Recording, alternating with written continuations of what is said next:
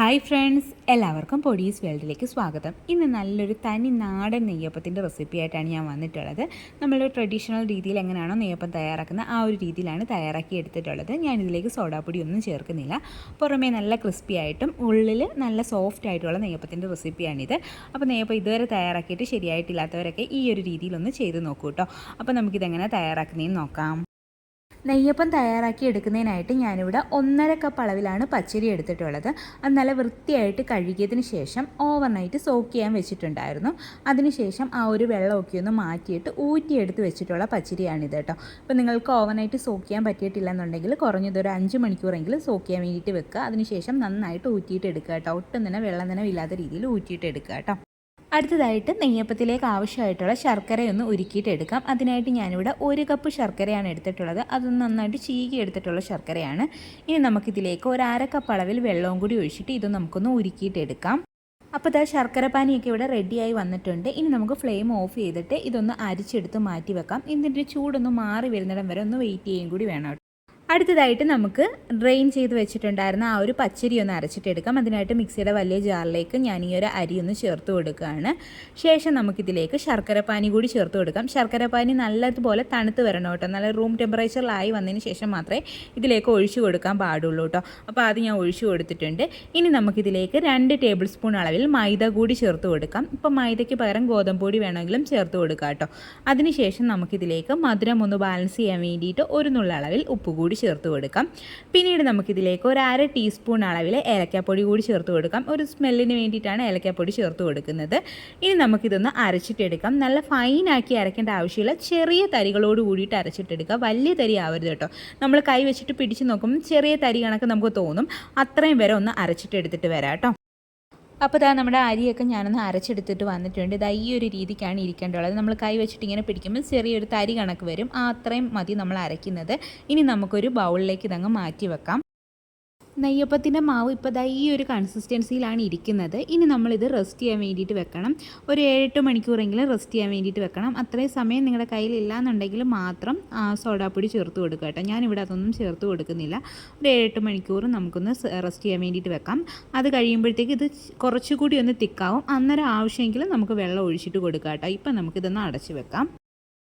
അടുത്തതായിട്ട് നമുക്കിതിലേക്ക് ആവശ്യമായിട്ടുള്ള തേങ്ങാക്കൊത്തൊക്കെ ഒന്ന് വറുത്തിട്ടെടുക്കാം. അതിനായിട്ടൊരു പാനിലേക്ക് ഞാനിവിടെ 2 ടീസ്പൂൺ അളവിൽ നെയ്യ് ഒഴിച്ചു കൊടുക്കുകയാണ്. നെയ്യ് ഒന്ന് ചൂടായി വരുമ്പോഴേക്കും കുറച്ച് തേങ്ങാക്കൊത്ത് ഇട്ടിട്ട് ഒന്ന് ഫ്രൈ ചെയ്തിട്ടെടുക്കാം. ആ തേങ്ങാക്കൊത്തിൻ്റെ കളറൊക്കെ ഒന്ന് ചെറുതായിട്ട് മാറി വരുമ്പോഴേക്കും നമുക്കിനി ഇതിലേക്ക് ഒരു 2 ടീസ്പൂൺ അളവിൽ എള്ള് കൂടി ചേർത്ത് കൊടുക്കാം.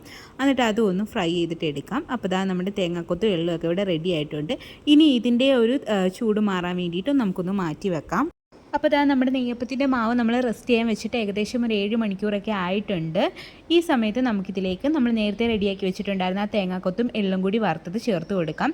അതിൻ്റെ ചൂടൊക്കെ നന്നായിട്ട് മാറിയിട്ടുണ്ട് കേട്ടോ. ഇനി ചേർത്ത് കൊടുത്തതിന് ശേഷം നമുക്ക് നന്നായിട്ടൊന്ന് മിക്സ് ചെയ്തിട്ട് എടുക്കാം. ഇപ്പോൾ ഇതാ മിക്സ് ചെയ്തിട്ട് എടുക്കുമ്പോൾ ഇതിപ്പോൾ അത്യാവശ്യം തിക്കായിട്ടുണ്ട്. നമ്മൾ നേരത്തെ അരച്ച് വെച്ചതിനേക്കാളും ഇപ്പോൾ ഇത്തിരി കൂടി തിക്കായിട്ടുണ്ട്.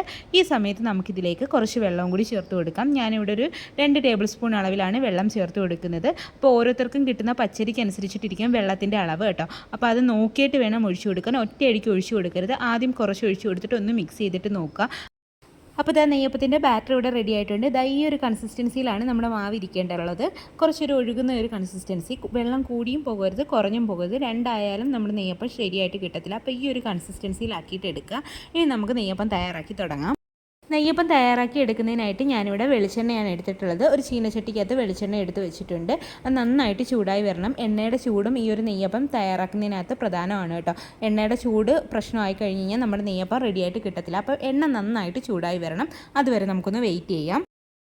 അപ്പോൾ ഇതാ വെളിച്ചെണ്ണ നന്നായിട്ട് ചൂടായി വന്നിട്ടുണ്ട്. ഈ സമയത്ത് നമുക്ക് നമ്മുടെ മാവ് നന്നായിട്ട് മിക്സ് ചെയ്തതിന് ശേഷം ഒരു തവി മാവ് അങ്ങ് ഒഴിച്ചു കൊടുക്കാം. ശേഷം നമുക്ക് ഈ ഒരു ഫ്ലെയിം ഒരു ലോ ടു മീഡിയത്തിലേക്ക് അങ്ങ് മാറ്റണം. ഇത് ഒഴിച്ചതിന് ശേഷം ഏതാനും സെക്കൻഡുകൾക്കുള്ളിൽ തന്നെ നമ്മുടെ നെയ്യപ്പം നന്നായിട്ട് പൊന്തി വരും. പൊന്തി വന്നിട്ട് ഇതങ്ങ് വീർത്ത് വരാനും കൂടി തുടങ്ങും. നല്ല രീതിയിൽ കുമ്പിള കണക്ക് വീർത്ത് വരും. ഈ സമയത്ത് നമുക്ക് വേണം എന്നുണ്ടെങ്കിൽ ആ ഒരു വെളിച്ചെണ്ണ ഇങ്ങനെ മുകളിലോട്ട് ഇങ്ങനെ ഒഴിച്ചു കൊടുക്കാം. അതിനുശേഷം ഒരു 2-3 സെക്കൻഡിന് ശേഷം മാത്രമേ തിരിച്ചിട്ട് കൊടുക്കാൻ പാടുള്ളൂ. പൊങ്ങി വന്നതിന് വന്നതിന് ശേഷം അന്നേരം തന്നെ അങ്ങ് തിരിച്ചിട്ട് കൊടുക്കരുത് കേട്ടോ. കുറച്ച് സമയത്തിന് ശേഷം നമുക്കിനി ഇതങ്ങ് തിരിച്ചിട്ടും കൂടി ഇട്ട് കൊടുക്കാം. അങ്ങനെ തിരിച്ചു മറിച്ച് വിട്ടിട്ട് നമുക്കങ്ങ് കുക്ക് ചെയ്തിട്ട് എടുക്കാം.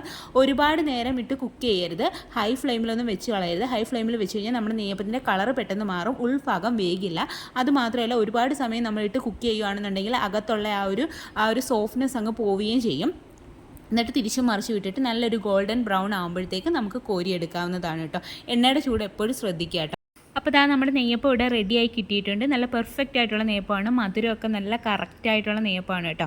അപ്പോൾ ഇനി ബാക്കിയുള്ളതും നമുക്ക് ഇതേ കണക്ക് തന്നെ റെഡിയാക്കിയിട്ട് എടുക്കാം. ഓരോ തവണ നമ്മൾ നെയ്യപ്പം ഉണ്ടാക്കുമ്പോഴും ആ ഒരു മാവ് നന്നായിട്ടൊന്ന് മിക്സ് ചെയ്തെടുത്തതിന് ശേഷം വേണം കോരിയിട്ട് ഒഴിച്ചു കൊടുക്കാൻ വേണ്ടിയിട്ട് കേട്ടോ.